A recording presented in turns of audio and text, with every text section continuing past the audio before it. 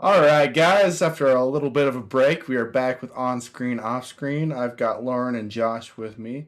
Thank heaven we're back. I'm excited for this episode.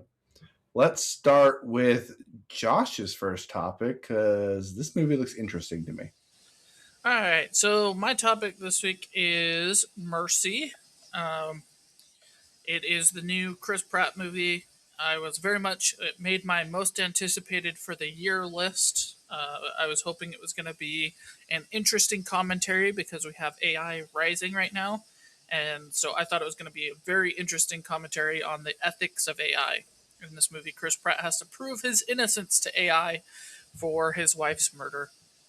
Um, After it came out, it completely bombed. Everybody says this movie sucks.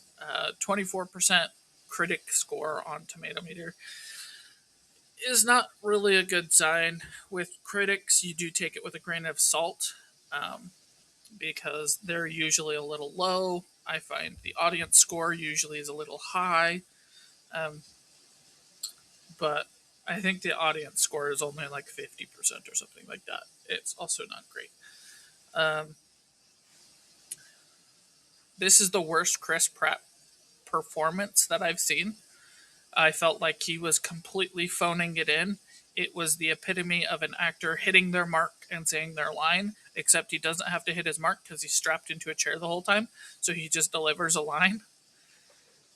And it's like about his wife's death. And he's like, how about this? Let me see that. And it's like urgent. There's a timer, there's some urgency going on. There is one part where he kind of freaks out a little bit, but the rest of the time he's just like sitting there talking. And Chris Pratt is very much a little bit of a goofball, so to have him be completely serious in a chair with no movement was like, okay, uh, all right, maybe that's all it was. Maybe he's just lacking the movement, but I don't know. The movie is extremely predictable. You figure out what who the actual murderer was within like 10 minutes, um, which is kind of sad, but at the same time, that's not really the focus of the show. It's more sitting on edge. Is Chris Pratt going to figure it out? Not are we going to figure it out? While the ethics of AI is in the film, it wasn't actually the major focal point. Instead, it was a commentary on even in an impartial, unbiased judge situation, the justice system only really works when you have law enforcement officers with integrity. So it's always going to boil down to the human factor, and I loved it. Even with its weaknesses, even with Chris Pratt not doing super great, even with it not being what I expected it to be, even with it being super predictable, I was still sitting there like, oh my gosh, is Chris Pratt gonna figure this out? Is he gonna put the pieces together in time? Because there is a timer. Um, Okay. in that situation, there is no real reason for the timer. Like if you were to actually implement this in the real world, there would be no cause for a timer. So the timer is solely put there to have us be on edge. Um, there is some surprising turns. I think everybody else who's in the movie does a great job. The girl does a fantastic job playing as an AI, and she gets challenged with her ideas by Chris Pratt, and it makes her become more and more human. Again, way predictable. You're like, okay, yeah, saw that coming, but like she starts to question, like, what is a feeling? What is a gut feeling? What is, how do I do this? And then there's a part What is where, love? yeah, she gets to a part where she makes a conscious decision of risk when it's not necessary. So, like, a computer would very easily say no, and she goes yes because of the greater good. So, she plays a very good job with starting out completely robotic and phasing more and more into the humanness throughout it. So, Cool. I really liked it. I thought it was really cool. I would recommend people watch it, um, even though it seems like not very many people like it. It's not the best movie in the world. Like I said, it has its weaknesses, but I'm really glad I watched this one. Why do you think other people are rating it so low? Is it just the weaknesses are too much for people? What do you think it is? I think it's just how predictable it is. Okay. Like I said, 10 minutes into the movie, I was like, that guy's the killer. Yeah, And I this think is you're going to be the twist. And then you get to the end and it's like, oh, yep, that's the killer. And that's the twist. The twist. Wow. Who'd have thunk? Right? Whoa, crazy. So, similar to Knives Out, right? You know who the killer is. You're just wondering if he's going to get away with it. Conlon, I think you'd hate this movie because you know the answer pretty quickly if you can put two and two together. Like it just makes sense. But I still really liked it. But Lauren should watch it. If it's interesting to her at all. I know she likes Chris Pratt, so if you want to I see do Chris like a Pratt, Chris Pratt. phone it in, and a little, Collect a paycheck. you know, it's worth a watch. I don't think you'll love it. I don't think you'll hate it. I think you'd come out of it and go, that was good. I guess. Yeah, to be honest, I actually, seeing the trailer, I wasn't even interested in it. I know Ellie went and watched it, and she told me the same thing. She's like, "Yeah, he phoned in." She was like, "I'm kind of a little disappointed." So she had a different take on it than you did. Um, but yeah, she was like, "No, nah." I think She didn't that's hate that she saw most it, but people's view of it. It was like, eh. That's just what I think it. I think it just didn't do anything super spectacular. It didn't do anything egregiously terrible. So people yeah. watch it and they go, well, that was 2 hours. Yeah, and I think she was a little bit disappointed with how they took the AI, like that it wasn't more about the AI. So I think that's where she was a little bit more disappointed, and I think where a lot of people could be disappointed at. Yeah, for sure. Like I said, I Yeah. was expecting it to be about AI and the role it's going to play. It's not really about that at all. It's all about the human factor of it, which I thought was an interesting look at it. But at the same time, that makes it nothing new, right? We have so many things where it's like the human element is what screws up XYZ. The human element is where this happens. We get that a lot. So it's nothing special. It's nothing amazing. I It had a sounds good like the time with the special. ride, but It sounds like the special thing is the girls acting on the AI robot, like becoming more human, normal that's kind not of even thing, that but she just special. acts it really well. Okay. We have tons of things where a robot is becoming more human. We have That's Wally. true. We have Ghost, whatever, with Scarlett Her Johansson. We ghost, have yeah. there's so many things where freaking Iron Giant, Terminator, Iron Terminator, Giant. it's all over the place. So even that isn't even special. It is all just like here's another roller coaster. It is slightly different than every other roller coaster you've ever been on. You're either going to like it or you're going to get off and be like, wow, that was another roller coaster. Um, it doesn't do anything where it's like, this one is the one with the world's steepest drop off, or this one has more loops than any other, or it's just like, here's another one. Roller coaster. And if you like this kind of roller coaster, It's good for There you. it it's a good is. one. Yep, it's a pretty good one, but it's not great. It doesn't do anything, nothing new under the sun here. But What was your rating?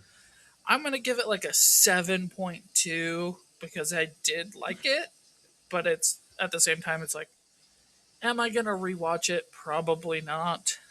And if I do, it's gonna be in like 15 years when I'm like, oh yeah, I've seen this before.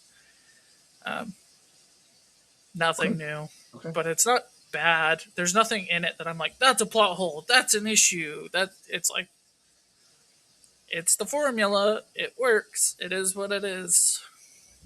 It's fine. All right.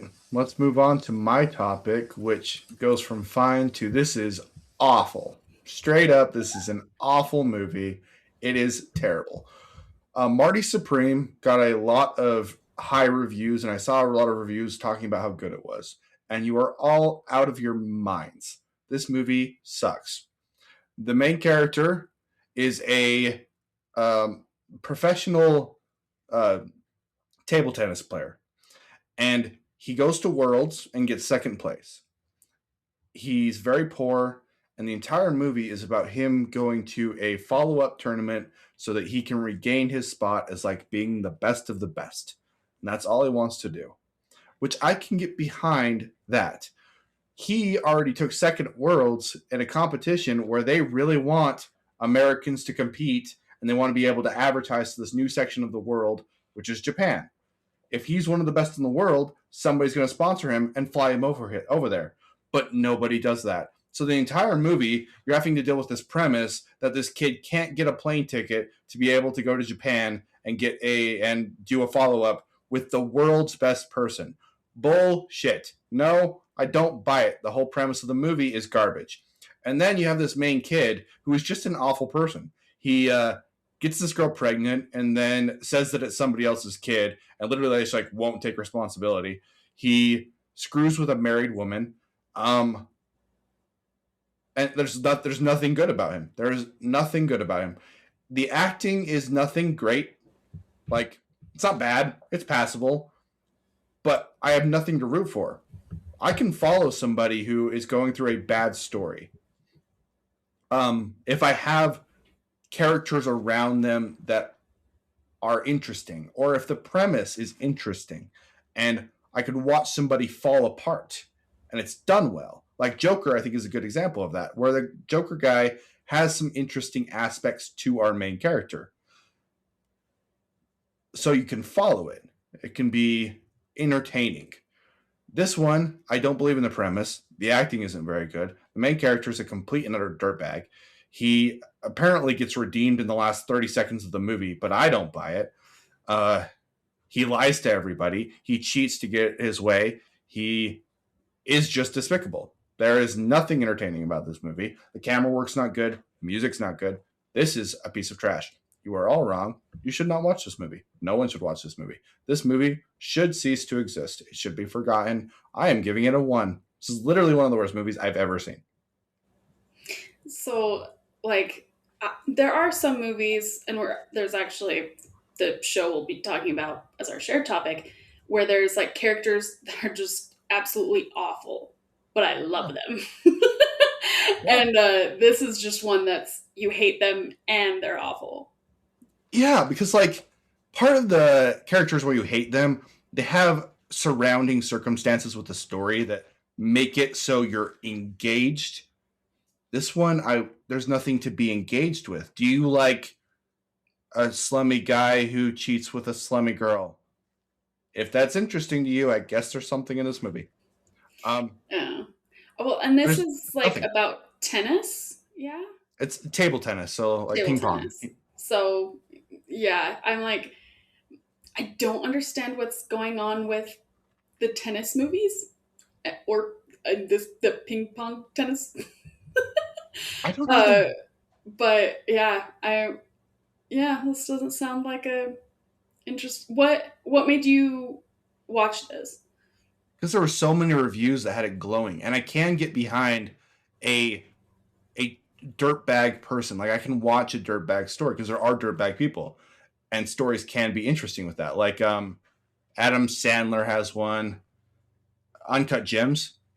That was an extremely uncomfortable watch, but I realized it's a very good movie, and Adam Sandler is incredible in it. It's not something that I really enjoyed watching, but I can get why people love it because there's a lot to be loved there. So this one isn't. Was there a particular review that made you be like, oh, yeah, I'll watch this?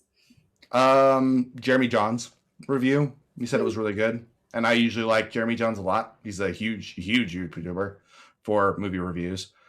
But no, he's wrong. This is a terrible movie. Terrible movie. And like this pregnant girl, he finally gets to the point where the only time he gives her any attention is when she's also scumming people and causing problems, and ends up with her getting shot. And then at the very end of the movie, I'm spoiling the whole thing because this movie's not worth watching. It's fine. He goes and he makes an agreement with the husband of the girl that he's cheating with. And they had this weird scene where they have to humiliate this main character, and he just takes the humiliation so that he can go overseas and face the person that he lost to. And so he wins the person that he lost to, and he's back. But when he wins, he's winning in. Let me kind of restart. The husband of the wife that the husband of the wife that he's cheating with is very rich, and he plays him to have him fly him over to Japan so that he can go into this big competition. Part of the agreement for him to fly over is that he will lose to this guy that he lost to before, but do it for like a commercial for our husband character's business. He decides that he's not going to lose. He's going to break his word, and he's going to win this guy anyway. He wins. He doesn't really get any credit for it because this isn't an actual sanctioned tournament. It's just a play game. But he feels good about himself now. So then he flies back home, and the girl that he got pregnant has had the baby. They didn't know if they were going to make it because she got shot because our main character was doing some dumb, shady stuff and got his pregnant baby mama shot. So, yay, the baby's alive. Cool. And then he holds his baby, and this scumbucket weasel horrible person, because he's a father, I guess now is redeemed. Like, seems like the message of the movie. No, you're a scumbucket horrible person. That poor kid now has a scumbucket horrible father who has no skills in life. He is rude to everybody. Somebody gives him chances over and over and over again, and instead of thanking them for it, he literally has moments where he like spits in people's faces, like literally spits. He's a despicable human being. He is awful. I truly hate this movie. Truly hate this. Top 10 worst movies I've ever seen. It will be on the list whenever we do it again. This is an awful movie. Anyway. With that review, awful. I agree. Never, ever watch this. Let's move on to something hopefully better. Josh, let's go to your second topic. So my next topic is the movie Underworld from 2003. This is one that was given to me from a close friend of mine who passed away a few years ago. He gave it to me, the whole collection of these movies to me. He told me how great they were, and I just never ended up watching them till I finally decided I'm going to start watching my unwatched movies. Decided nothing that started with A looked good at that moment, and then was like, you know what? Let's give this one a shot. I really should have watched this back when he was alive, that we could talk about it. But its Rotten Tomatoes score is 30%. It's about the same as what the previous one I just talked about was. It's vampires versus werewolves in the early 2000s. There's a scene where the main chick is in this hallway waiting for an elevator rather than taking the stairs, which is right next to the elevator a lot of the time. And 3 werewolves are chasing after her, and she takes 2 of them out. She has 2 pistols. She shoots one, then shoots the other, then shoots and misses a few, then reloads and decides, I need to shoot a circle beneath my feet to make the floor fall out. So she shoots like 1,000 rounds into the floor to drop it. I'm like, there's 1 left. What are you doing? You just shot 2 of them.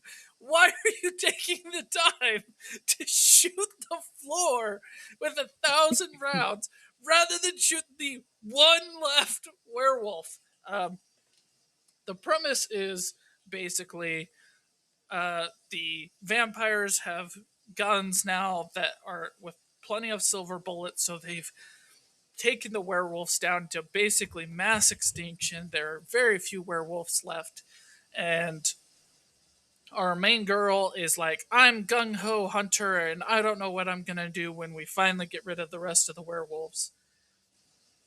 And everybody else in her coven is treating her like crap because they're basically like, you're royal blood. You need to be a pretty princess rather than hunt werewolves. And I'm like, aren't you guys eternal? What are you even talking about? Let her hunt. Who freaking cares? But then, surprise, surprise, there's more werewolves than they thought. They were just super good at hiding. Okay. Um,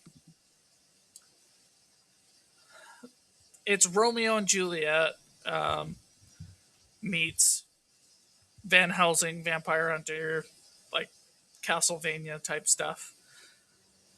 With, oh, what's the movie? The Matrix style fighting scenes. And it was awesome. 30% is way too low. This was a great time. I believe Conlon has talked about already having seen this, but if not, you should absolutely watch it because it was a really, really good time. It is cheesy. It is kind of stupid. It is super predictable. It is a great time. There's a whole plot point about how the werewolves get UV bullets and can now take out vampires that goes absolutely nowhere. It just disappears. They're like, how did they get this technology? And the vampires go, they must have stolen it from the government because there's no way they could have figured that out. And then it's never mentioned again. It just doesn't At exist. all. And instead, it's all about becoming a super vampire or a super werewolf. And it was so much fun. It's a great watch. Yes, if you watch it critically, it probably is a 3 out of 10. If you watch it to have a good time with some vampires and some werewolves and not have it be cheesy chick flicky garbage, it is a great time. It is a great time. And honestly, I think even critically it deserves a little bit more than that because it looks pretty good. For how old it is, it looks pretty good. It looks slightly worse than The Matrix, which came out in the 90s. When did this one come out? 2003. 3? So Okay. almost a decade later, it looks That's almost as good. So Yeah, it fair. looks pretty That's good. fair. It holds up pretty good. You don't watch it and go, this looks horrible. But it's also No. not like, this totally holds up and looks great. And, that kind of stuff. There are a couple of scenes where they do the shaky cam thing that was very popular in the early 2000s. And I'm like, man, I can even tell that it was choreographed well, and you just ruined the choreography by shaking the camera. So, like, there's lots of critical things to be like, this sucks, predictable, this is dumb, this is also dumb, this doesn't even make sense. What happened to that plot line? Why would they say that? But at the same time, it's like, it's fun, it's entertaining. Fun. Lauren, if you ever watch it, it has some of the most spectacular over the top dresses I think I've seen in anything. There's a side character who like wants to be with King Vampire Dude, but King Vampire Dude wants to be with our main character because he can't have her. And she walks in wearing the most over the top, sparkly, spectacular dress I think I've seen in any movie. And I'm like, why is that necessary? Half your budget went to that dress, It's so necessary. It's You just the kind of underestimate movie. a good dress. No, it's that kind of movie where it's like, okay, I guess she's wearing that now, and that's fine. And it's very, very fun. It sets up a sequel very well, actually. So I'm excited to watch the next one. It's a good watch. If you guys haven't seen it or heard of it, like I hadn't heard of it before, check it out. It's just fun. The whole series is a guilty pleasure for me. There's different levels of how good the movies are, but I genuinely enjoy all of them. Even though some of them are even more cheesy, but they are just a good time. Even on ratings, like they go up They and down are a little bit, but most of them are around the same. Yep. They So drop just a little bit as it goes along, but they're all an enjoyable time. They're good. They're good. All right, let's go to our next one. I think we should do Lauren's topic. What do you got? Okay, I've talked about Spiritfarer before on this Mhm. podcast, but specifically, I've been listening to like a lot of music, and I like to listen to game soundtracks a lot. And this one popped up, and I didn't realize that they had lyrics behind the main music to this game. And we tried really hard to get Josh to play this game, but Yeah, we did. it wasn't his cup of tea. um so like a very low down of this game and like my experience with it was I was like, oh, this is kind of another Stardew Valley and this is cute or whatever. I'm making my Game little of ship. Spiritfarer. Yeah, oh yeah, game of Spiritfarer. And I'm like, oh, this game is I'm gonna make my little ship and get my little spirits on my ship and it's gonna be great. Until I start realizing that my character knows these spirits that she's gathering onto her ship and she's helping them process what's going on and like helping them through their griefs and their regrets in life and so that they can go through this portal. And like the further you go along, like the harder it's like, no, I don't want them to move on. Which is so funny that like you're supposed to be the one that's like letting them be able to move on. You connect with them. Yeah, because yeah, you connect and like there's especially once they're like, hey, I'm ready to go through the portal.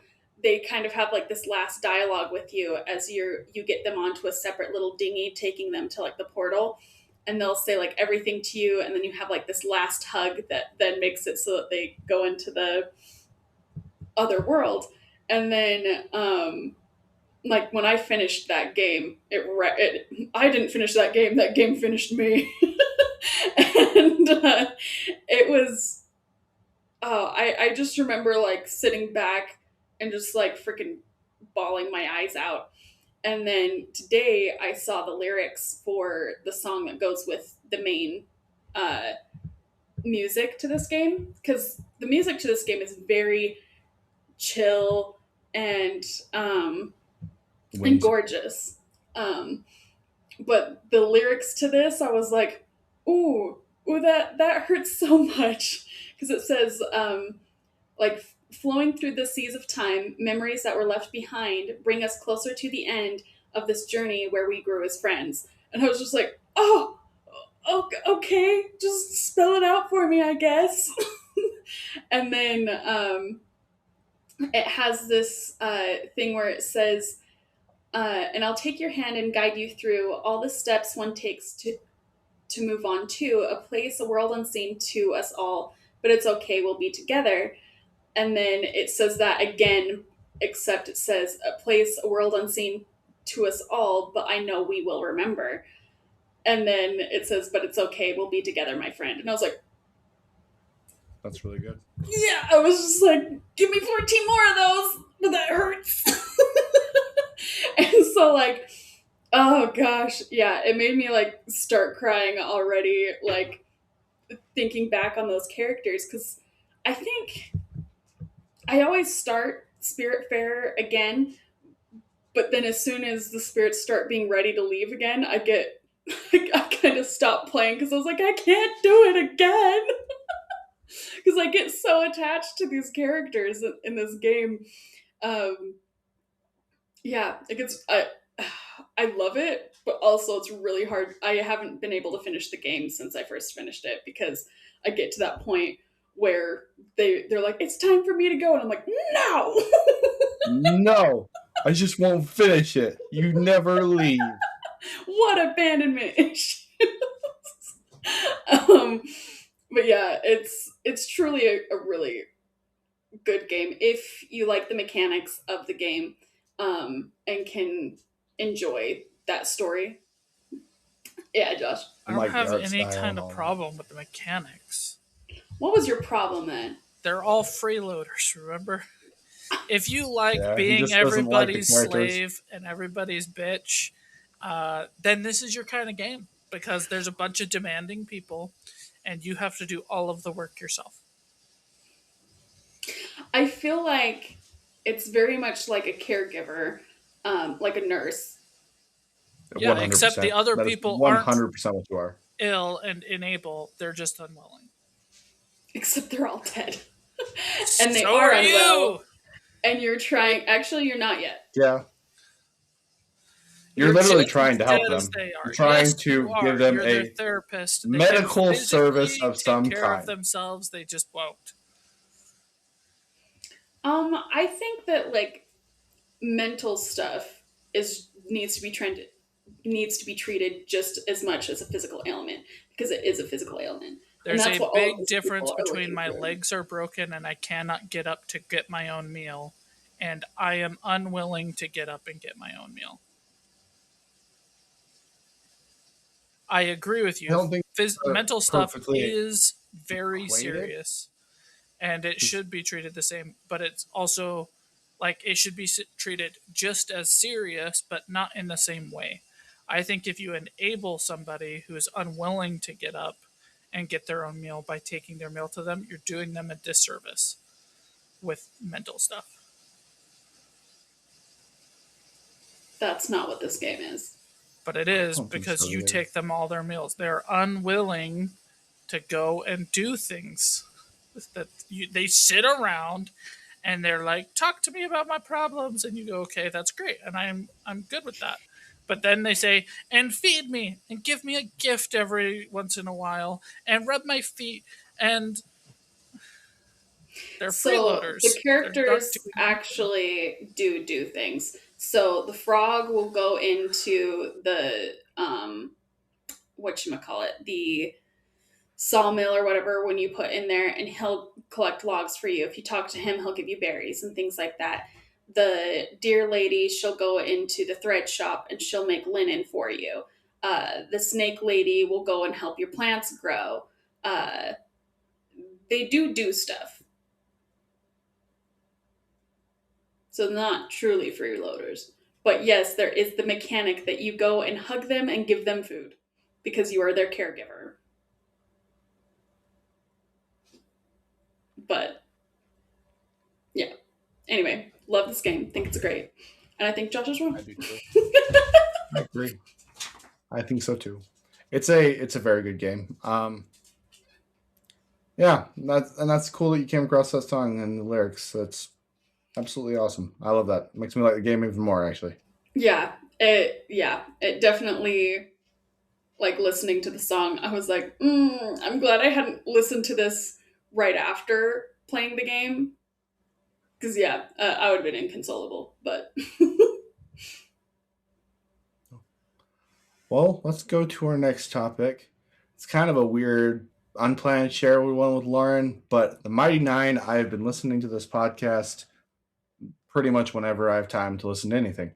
And I'm at the point where they have found Knott's husband and he's free from prison. They just fed him and they're going to go do some devil's tango. oh yeah. And the whole dodecahedron giving it to Bright Queen was nuts. Literally, the episode ends, and I have to go to work. Like, the episode ends, work starts, and I'm like, what?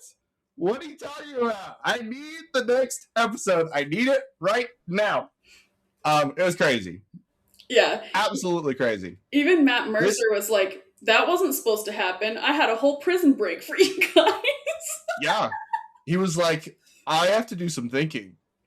I think that she was supposed to be one of the main baddies. I really think that. And I don't know. It's so impressive how they come up with these weird, wild solutions, and Matt just goes with it, and he creates an amazing story out of it. Like, I think when they took the ship, they weren't supposed to do that. But he just went with it. They're on the high seas. He figured out how to make seafarer feel realistic in this D&D atmosphere. It's super impressive. Super, super impressive. I love all the characters. I have a disappointment, a big one, and I don't like Knott's backstory, and I don't like it at all. But I like everything else about this podcast. Everything else, but Knott's backstory, I don't like. What do you not like And about it? the reason I don't like it is very beginning not feels like, okay, I'm a goblin who doesn't feel like I fit into my body. I have an alcohol problem. I have some major issues that I haven't dealt with. But I am still there's good in me. There's a mothering instinct in me. And I'm gonna mother Caleb. And I love that aspect. And her being a mom, I don't hate, but the time frame of it I do not like. I don't like that she used to be someone else. I like the idea that she is a goblin who just doesn't fit in a lot better. If she was a goblin who literally just was like the runt of the mill, got abused, got addicted to alcohol, that's kind of where I was thinking it was going to go. And I like that a lot better. It's a much more interesting character to me. And then she's a mother who her kid's like 5 and she's been missing for a year, and I can't, like, why haven't you gone to see your kid? I know that you were enslaved for a while. I wish it was longer. Like, it feels like, okay, you were enslaved for like 6 months. Yeah, that sucks. That's terrible. I'm sorry that you went through that. But why, as soon as you broke out, did you not go see your kid? You're a horrible mom. Like, what are you doing? It's all because you're ugly? Goblin. Yeah, but it's just because she's ugly. Like, really? You don't go see your kid because you're ugly? And that's it? That's like the whole. There was so much to not character. And I feel like I don't do these things. I don't talk to my husband. I don't talk to my kid just because I'm ugly. Is so much less. Like, it brings down the character a lot, in my opinion. Versus, this is a very complex character who's going through a lot of shit, and she's never shown kindness in her entire life. Wait, she has shown kindness, and there's kindness just sitting back at home. And she could be literally welcomed. I know that she's afraid, but she could be literally welcomed. And instead, it's just her being scared, and that's it. And it's just I was so disappointed. I was so disappointed. Do you think I'm wrong? Do you like it? I mean, I think you're wrong. Someone's wrong.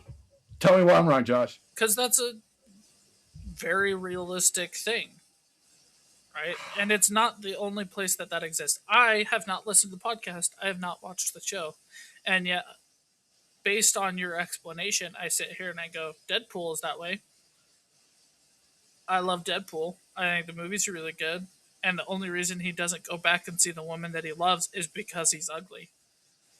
And he could go back and be welcomed. And when he finally does, you go, duh, you idiot. There's an entire children's book about it called The Ugly Duckling. Right? Like, yeah, it's not the most grandiose thing, but when we feel shame about ourselves, whether it's physical, emotional, spiritual, ethical, whatever, because of whatever, it's really hard to face those people that we love. I have a hard time facing my family when it's something like that, when it's just some stupid thing. It's hard to own up. It's hard to face the shame.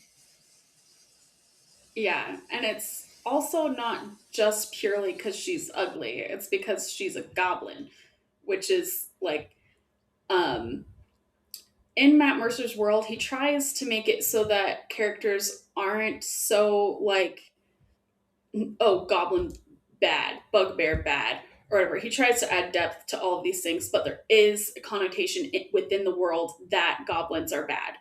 And so, like, she doesn't want to go home and scare her kid that she's a goblin. And then also, like, having such a big physical change and then, like, trying to integrate back into her that life.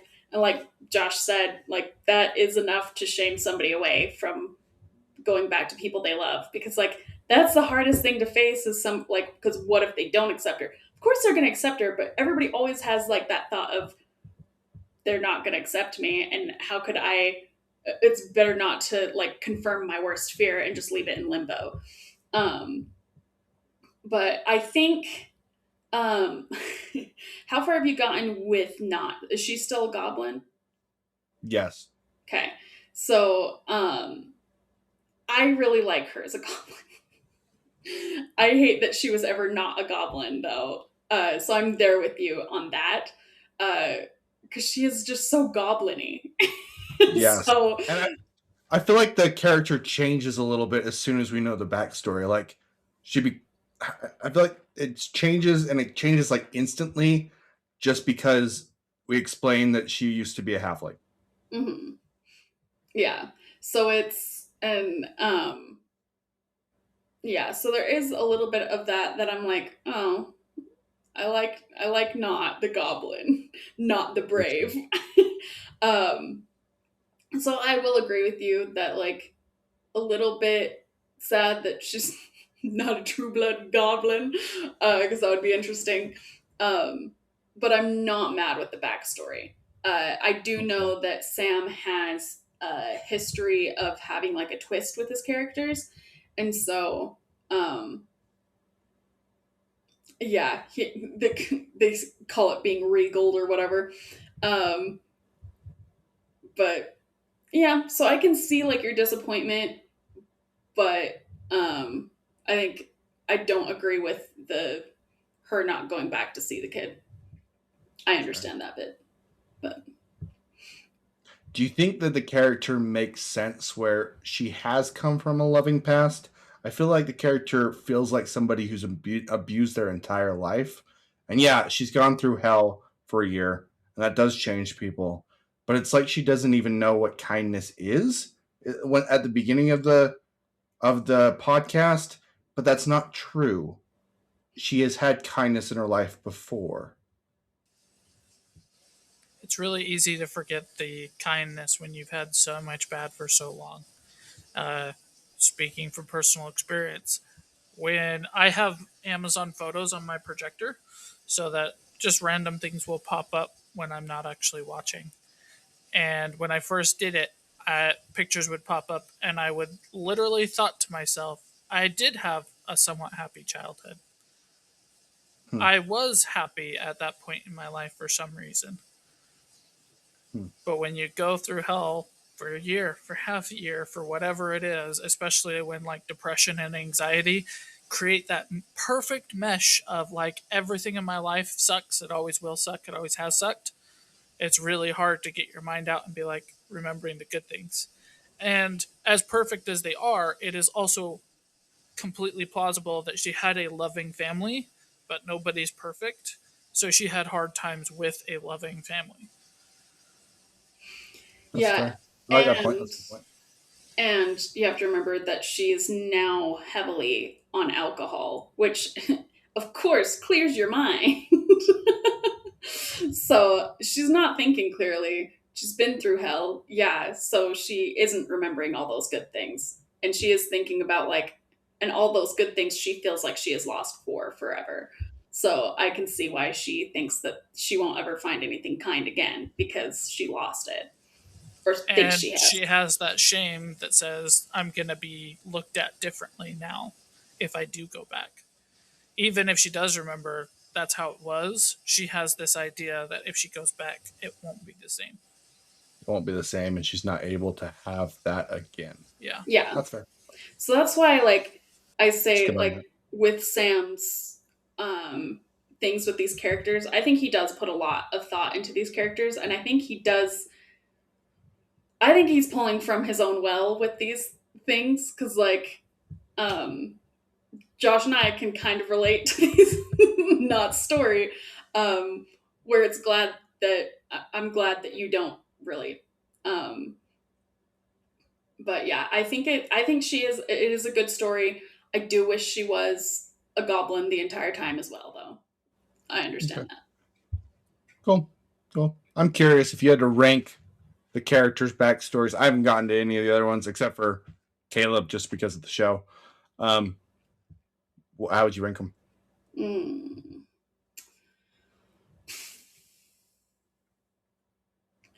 What if I? Yeah, just They're all perfectly beautiful in their own way, in Lauren's words. Oh, yeah. I was gonna say I could say like who my favorite character arc is, and that's Ford. who? Okay. Okay. I love Ford's character arc. I also I feel like Caleb's too edgy. Uh, I feel like his voice actor always has like the edge lord of every single He does. campaign, and so I'm like, next. I I I yeah. did really like that it made sense for him to give the dodecahedron to the Bright Queen, because like this is one of the few people in the world that can destroy the people that have been hunting me for years. Like, I don't know that in the podcast, but knowing that in because of the show, I like that a lot. So I'm like, Mhm. I can't do it on my own. I need somebody who's a complete and utter badass, and this person can actually do it. It made that whole scene make a lot of sense to me, which I thought was really cool Yeah. for the character. But I can get what you're saying because he's very melodramatic always. Oh, he's a fine character. It's just I feel like it keeps getting regurgitated with his past characters with like the edginess. Um, and I'm fine with Caleb. I like Caleb as a character. But I really enjoy. Oh my gosh, why can't I think of her name? Laura Bailey's character. Oh yeah, man, I literally was listening to today. The monk, right? No, just Oh, Jester. I love her because she's like very happy go lucky, but then She's so great. yeah, and she can have like those moments of being like, oh wait, this isn't what's supposed to happen, and things like that. Where she's like discovering the world of being like how dark things can get, and I love those type of characters where they're like, no, but I'm still gonna be happy, instead of having like the edge lord that's like everything's wrong and you're all I wrong love. everything. This shouldn't be so funny, but the whole she's trying to figure out romance because she's such an innocent person, but they read the smut book, and what the monk character, I don't know why I'm not remembering her name right now, Bo. is like, no, she's figuring out love from smut books. No. Yeah, when she's So like, oh, funny. nice tusk love, and she's like, no. It was so funny. Yeah. And the part where Caleb is trying to mimic other people's speech patterns, like he's trying to be forward. So funny. So it's literally my favorite part of the entire podcast. It was so funny. Has he I done laughed out loud. speak with languages and he's speaking to her and then he drops the accent when he's doing the language thing? She's like, wait, did you drop your accent? He's like, no. Because it's like speaking the accent thing, and so he's speaking Zemnian, but it sounds like without an accent to her. It's so funny. So funny. It's so funny. Yeah. I genuinely love this podcast. It is wildly entertaining. I'm so impressed that they keep it going as smoothly as they do, because it's complex. Like the story is not simple. And I don't know. Yeah. It's amazing.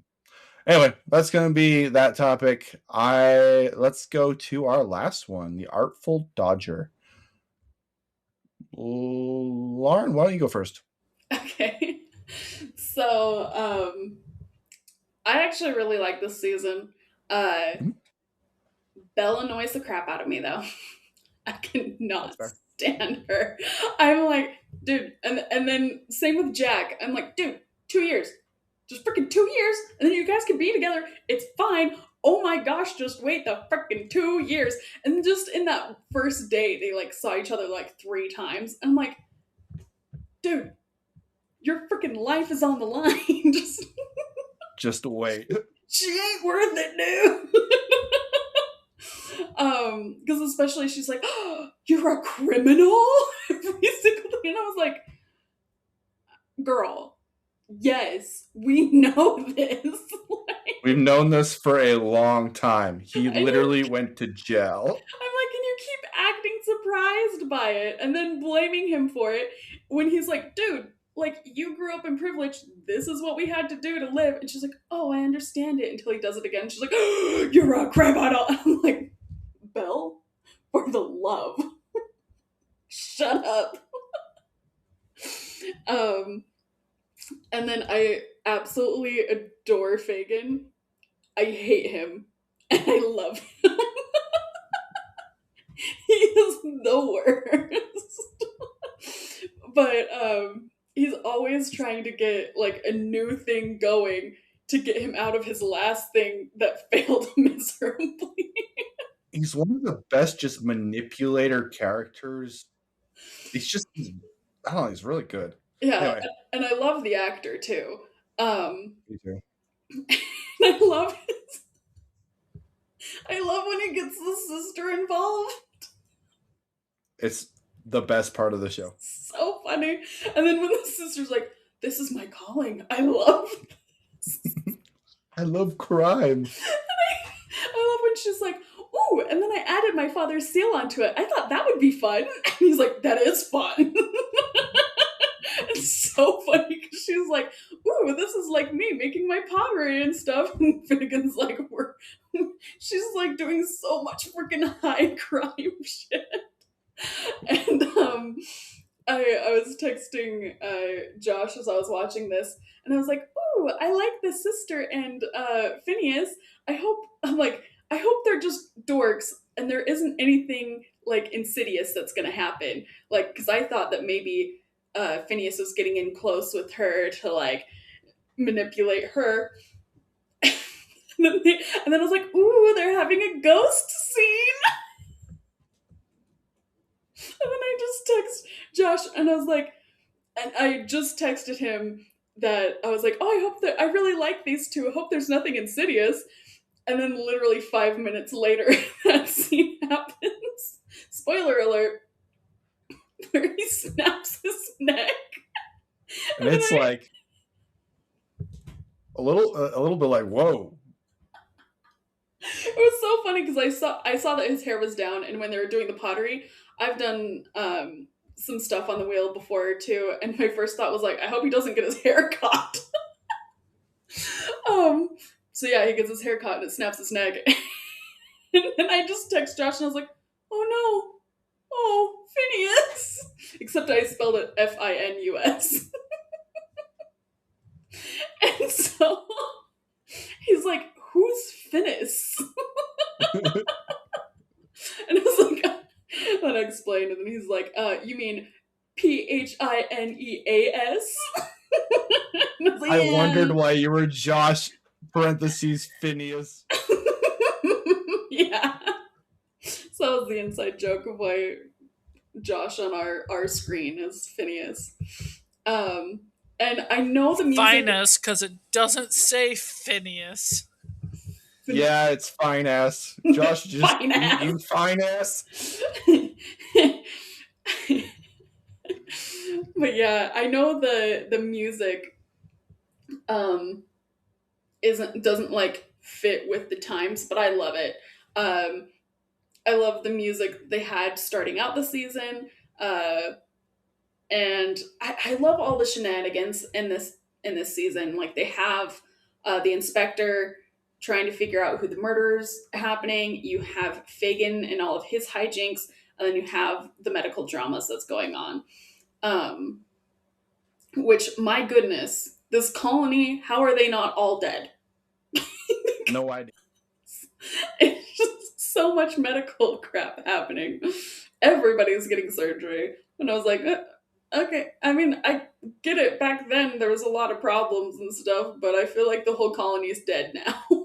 And the girl who has the exact same problem as Belle, and I'm like, this is super rare condition. There's like 20 of you. What the heck? Yeah.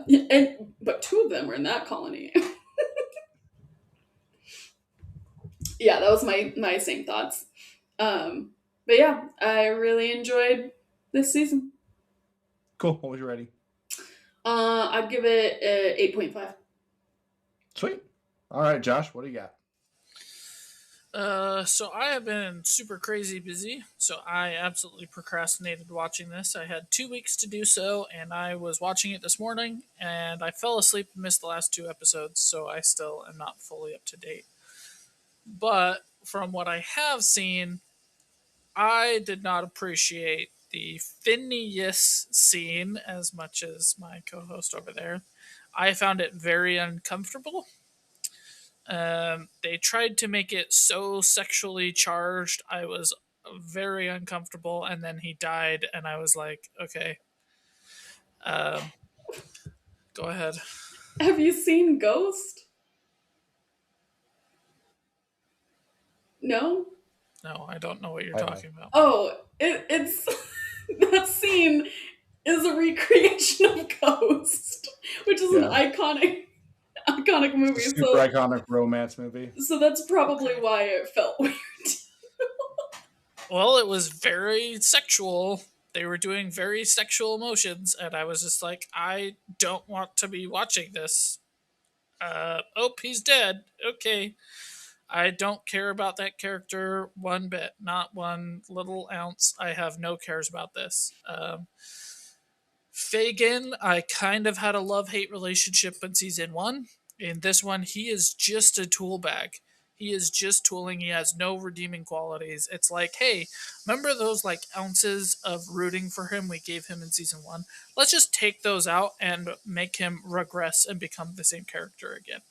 Um, so I don't root for him one bit. The Belle of it all, it didn't bug me. She's always been like that to me. Same with Jack. I was like, okay, Jack's being Jack. Okay. There's not any real character development. There's not any real changes. If anything, Jack is becoming more of Fagin's little bitch than he is progressing as a character. Um, and I don't like that. I love the trope of somebody who thought they had nothing finds a girl worth being better for and starts to be better, which is kind of what was season one was. And then this one, it's not he doesn't even care. He doesn't care about his own life. He doesn't seem to care about her life.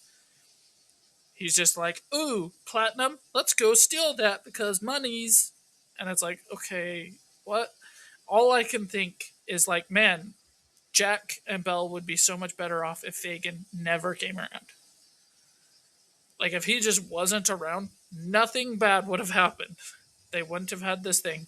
And I feel like they set up the plot where it's like Jack and Belle can't be together, otherwise he'll die. And halfway through the season, they're like, yeah, we're tired of coming up with reasons for them to get together, so we're just gonna take that away. We're just gonna be like, yeah, never mind. And we're moving forward. Um, I think it's a little worse than season one. I didn't love season one. Season one was pretty good. This one is slightly worse than that. Like I said, I didn't finish the last two episodes. I might not go back and watch them at all because it's just I don't really care about this show. Um, it just got a little bit worse for me, and it's a show that I watched and it was fine. Okay. What was your rating? I'm giving it a 4.75. Okay. So I loved season one, like truly loved the first season of the show. And this season is not as good to me. Josh hit some of the reasons. I think Fagin was a more interesting character in the first season with the good aspects that he does along with the bad. I think this season feels a little bit more Romeo and Juliet-y, where it's like our Romeo character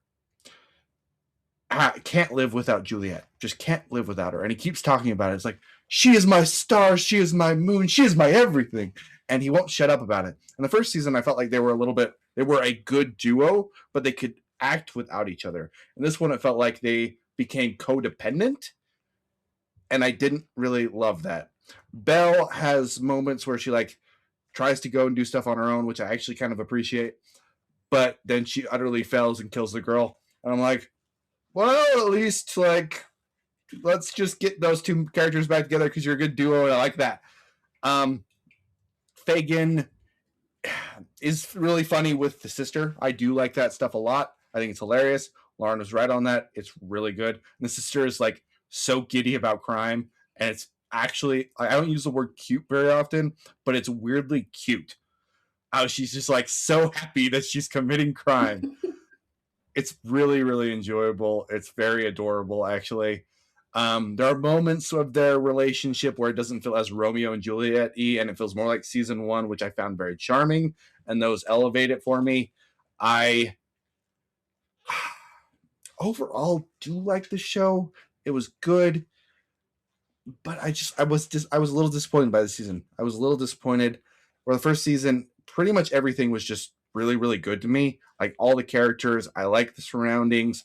The medical mysteries didn't feel like they were over the top. Um, it was really cool to see. Okay, she's really good at reading. She's very smart. He's very good with his hands. He just has a natural gift. They come together. I loved that aspect of the show. It really gave them both a purpose, which a lot of relationships, it feels like, okay, she's really good at everything, and he's kind of a like, why the frick are you with that guy? Or he's really good at everything, and why the frick are you with this girl? The relationship was so balanced, and I really, really appreciated that. I didn't feel that as much in this season, disappointedly. A little bit of a mixed bag. A little bit of a mixed bag for me. But I overall had a good time. I wrote that I would give it a 7.5.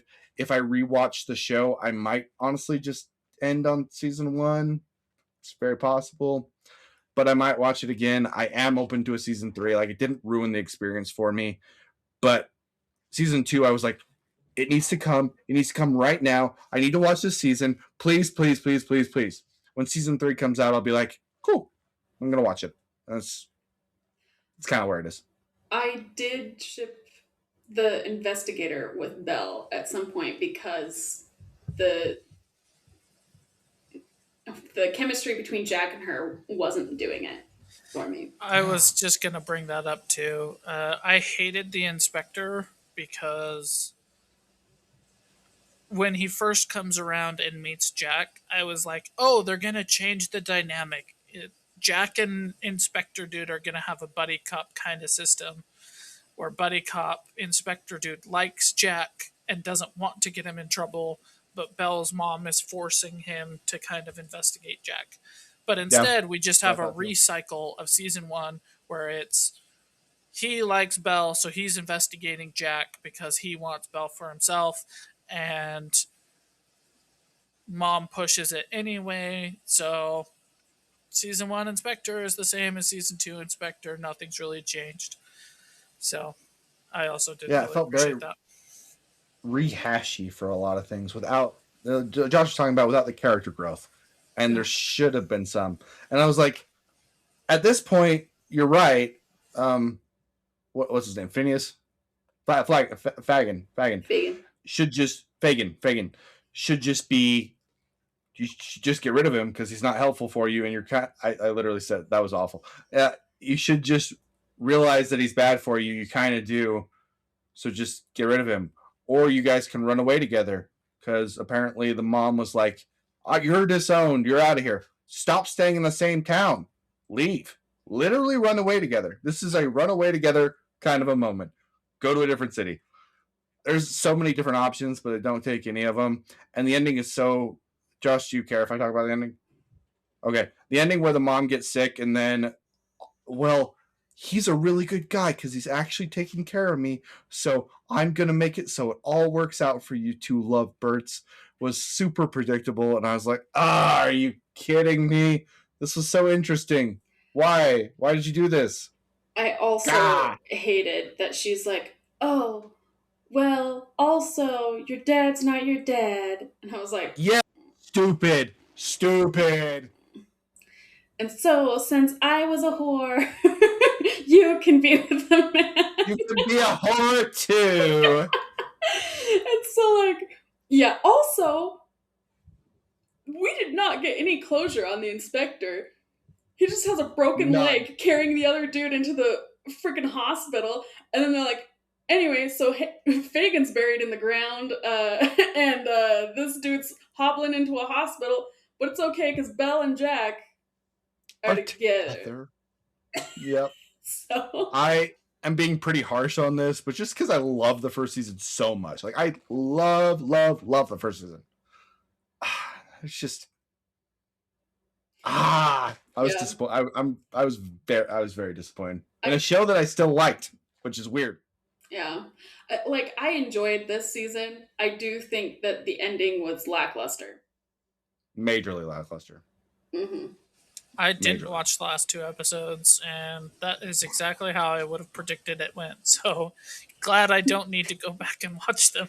You expected that the inspector's knee would be broken and he was hobbling. Was it the other?